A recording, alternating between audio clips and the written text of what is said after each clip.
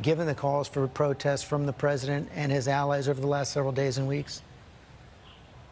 I can only assume that the Capitol Police set up barricades and perimeters and partitions in order to have a security zone.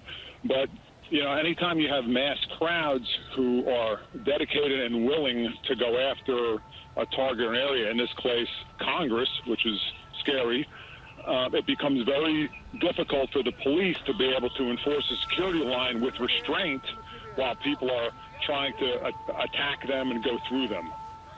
So I can very easily see how crowd dynamics could create this very dangerous situation. And that is what has happened right now. Thank you, Don Mihalek. I want to bring in Rahm Emanuel. Rahm, you served in the House. I can't imagine you could ever have imagined a day like this.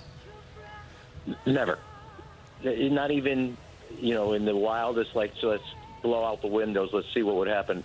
Never could you imagine that you would see the security of the United States Congress being not only breached, but threatened in the sense of the livelihood. You know, I'm sure each of the members underneath, between the House of Representatives and the three office buildings, use the tunnel to get there. There's also a new structure right under the lawn where they are that was built over the years, so I'm sure that's where members have been dispersed to either their own individual offices or to other kind of joint rooms that are used, etc.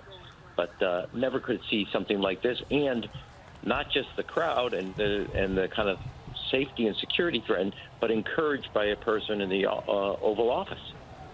That's the piece. I mean, everybody over the 4 years, George, who said, "Oh, I wish you would stop tweeting so much," it wasn't the tweets; it was the content of the tweets.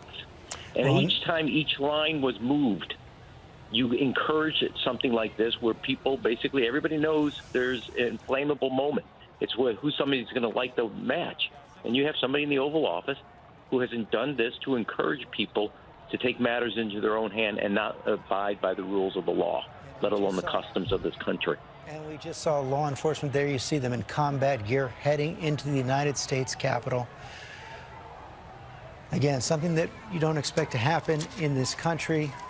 The fact that it's necessary, a sad commentary on where we are right now. I want to bring